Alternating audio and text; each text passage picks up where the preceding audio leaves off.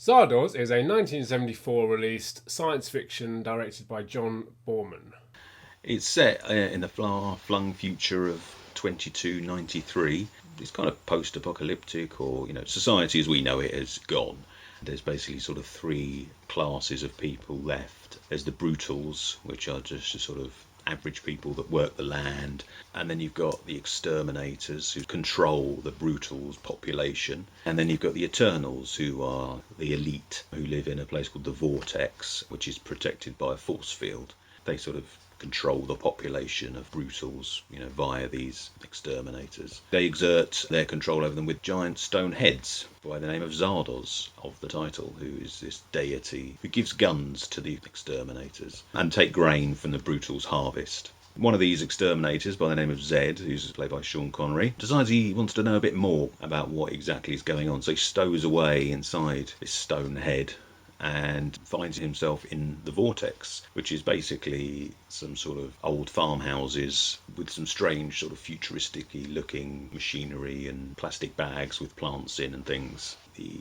Eternals come across him and obviously are concerned that this primitive man has managed to make it into their hideaway. There's various factions within there who want to just get rid of him, just kill him and do away with him, and others who want to study him. It's a rather strange society within this vortex where they're called Eternals because they are immortal. They can't die, or if they do die, they can be reborn in a fresh new body. They're very democratic, everything's voted on, they don't sleep, they sort of meditate instead, they don't have sex anymore because there's no need for babies or anything because none of them die. So, of course, if they had children, then the population would be too big.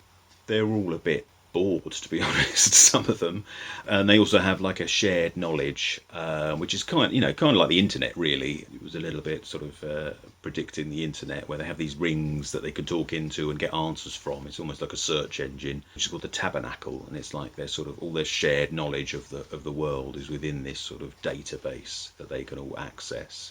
Within this society, there's also the apathetics who've just completely switched off basically from reality. They just stand around doing nothing because they can't bear it anymore, because supposedly they've been alive for hundreds of years. And then you've got the renegades, who are people that have done something terrible, and the punishment within this society is to artificially age people. They're all of very old age, sort of pension age, and I think they've obviously started to get some of the sort of dementia and things like that go along with that. So they just spend their days dancing around.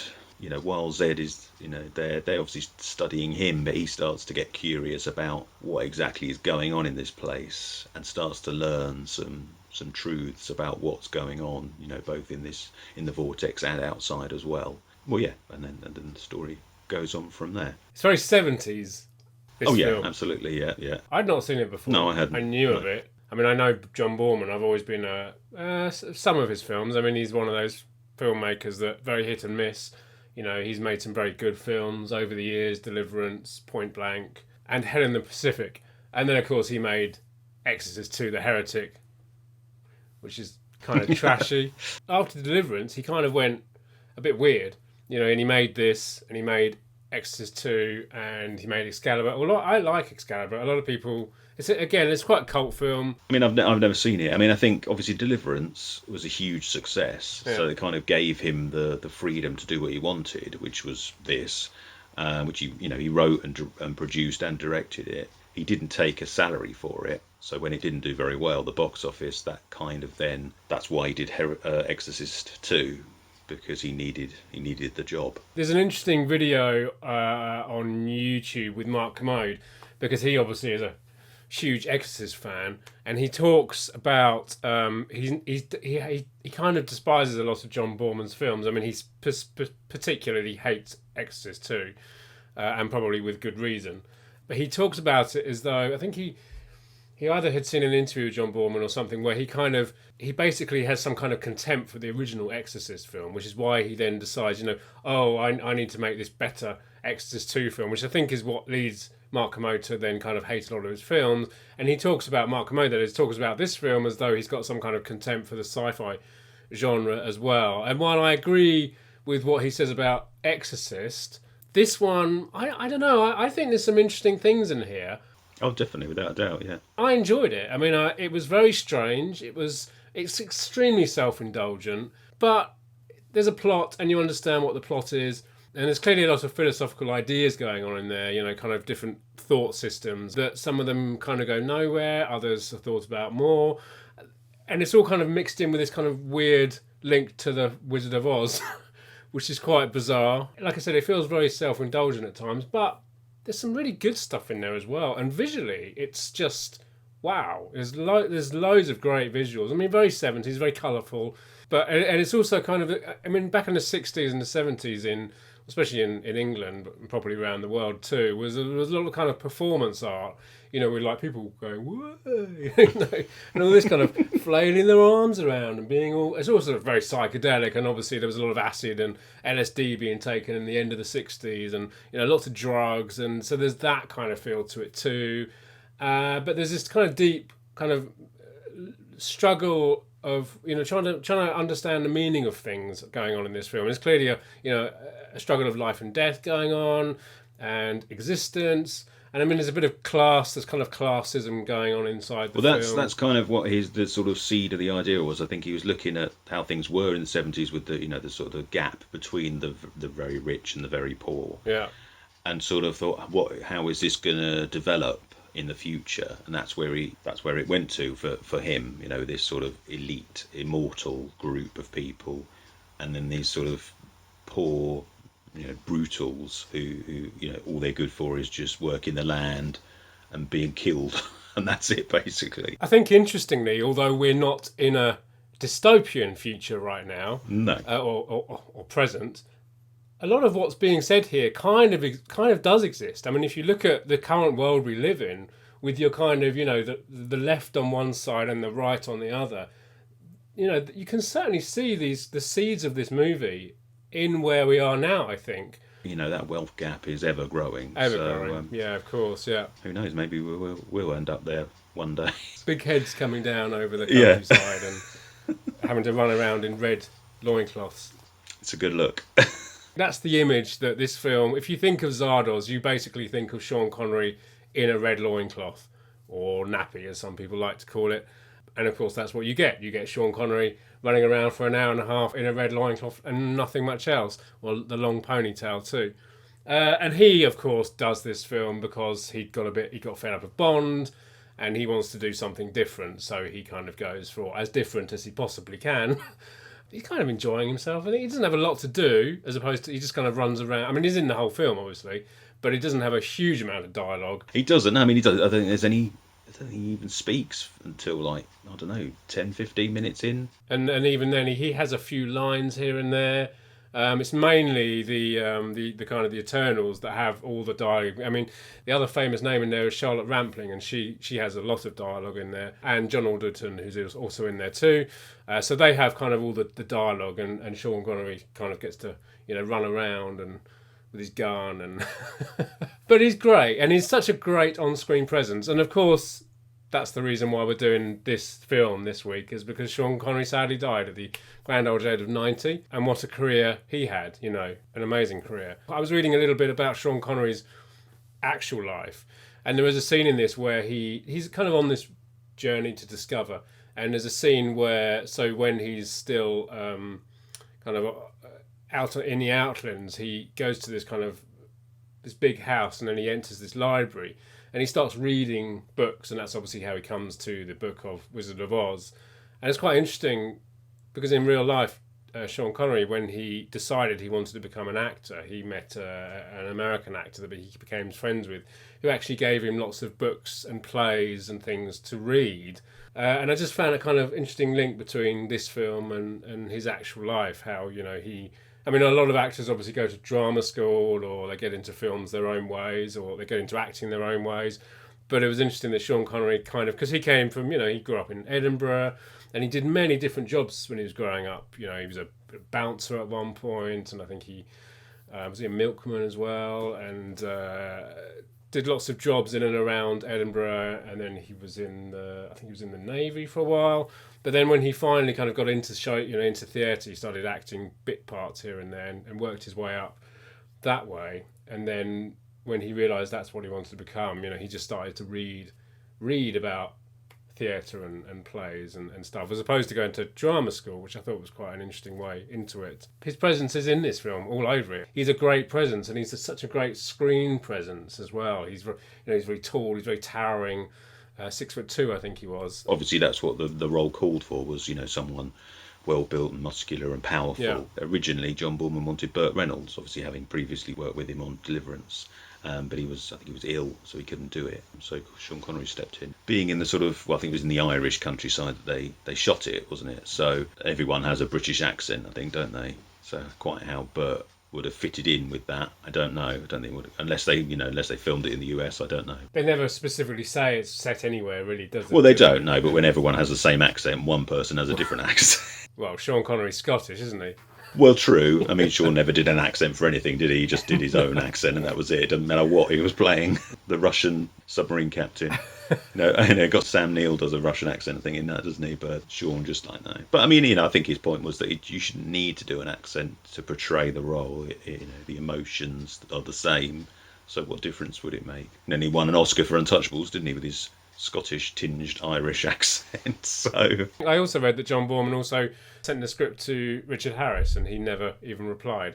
So it's very interesting, this film. The one thing there's clearly lots of, it's a bit Logan's Run, which also came out in the 70s.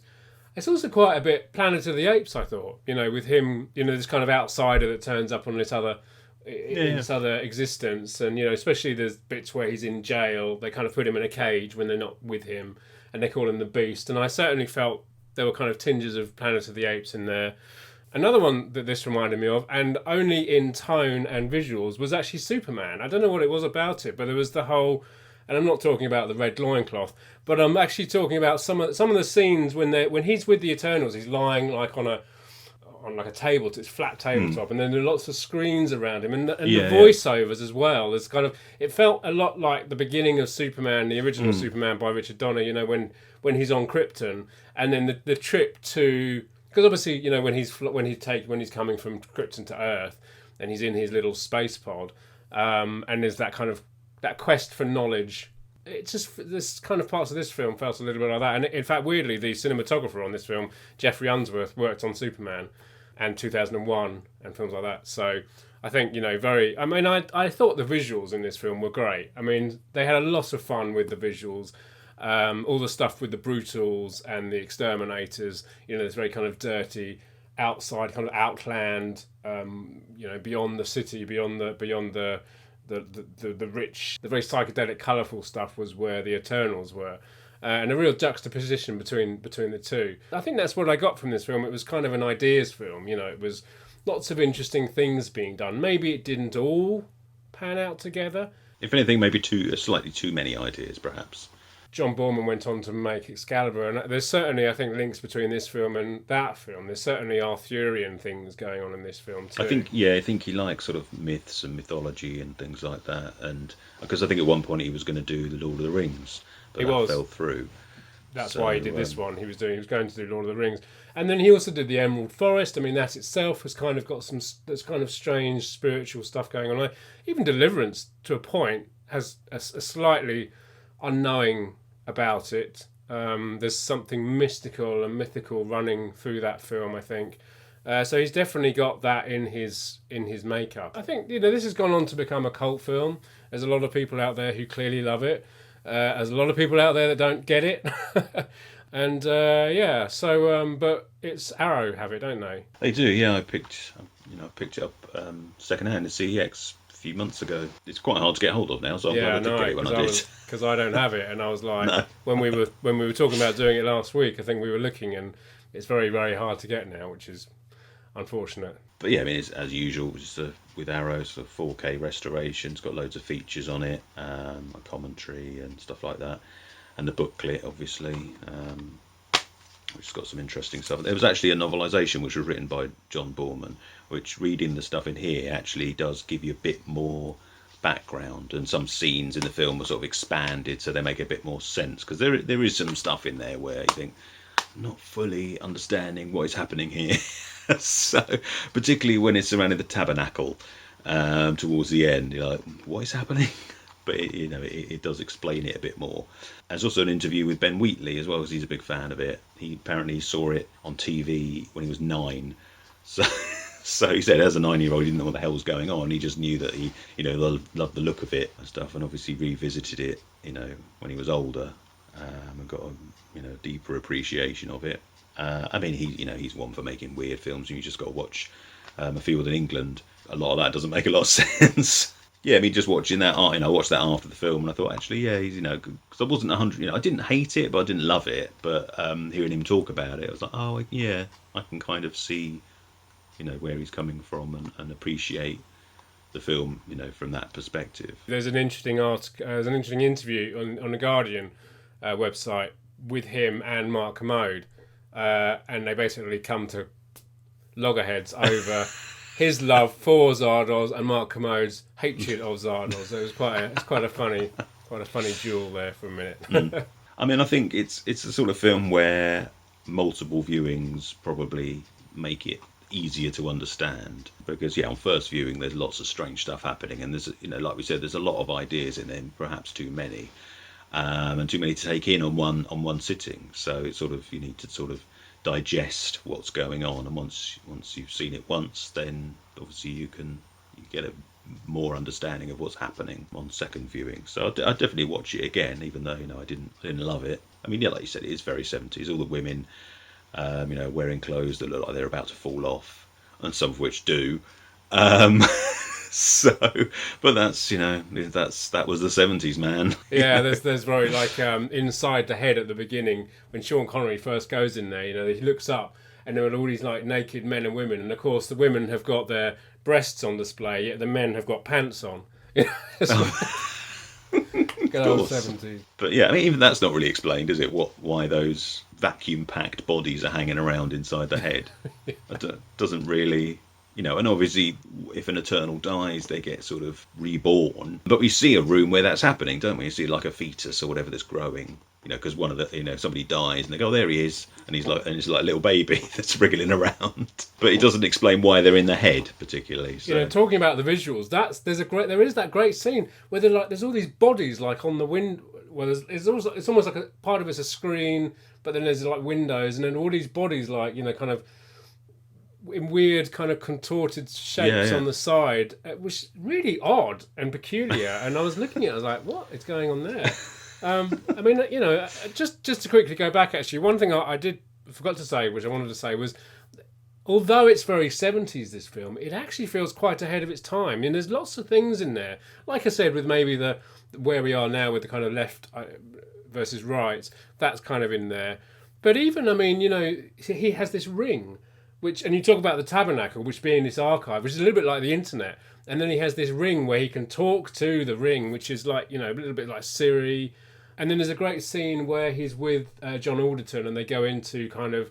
It's a great moment, actually, because they talk about gods, and they go through this room of statues, and they kind of come to this room with lots of art around. In fact, there is a sign that says Tate Gallery in the corner, and lots of pieces of art. And one of those frame paintings... He's showing him like cars that have existed in the past, and it's a bit like a frame you get now where you can have a digital image in. It changes. So there's lots of kind of interesting things in there which make it feel very ahead of its time. Obviously, it's very 70s and it feels quite dated as well. But interesting, a lot of those kind of quite experimental science fiction films of the past tended to do that. They tended to kind of prophesize almost where we are now in technology and things. So I think that's is interesting. Very visual, very interesting. Lots of really great moments in this film, which I really enjoy sitting through. And I think there's some really interesting things going on in here. And I'd really like to watch it again. And I was hoping you'd hate the film, because then you might want to sell your Blu-ray. But that's not going to happen. Sorry. I'll have to keep searching for a cheap one. And that was Zardoz. And as always, if you enjoyed the video, let us know in the comments below. Hit the subscribe button there, and don't forget to push the bell for notifications. There's other videos to check out over here. Come and find us on Twitter, Facebook and Instagram, and join us next week for another video.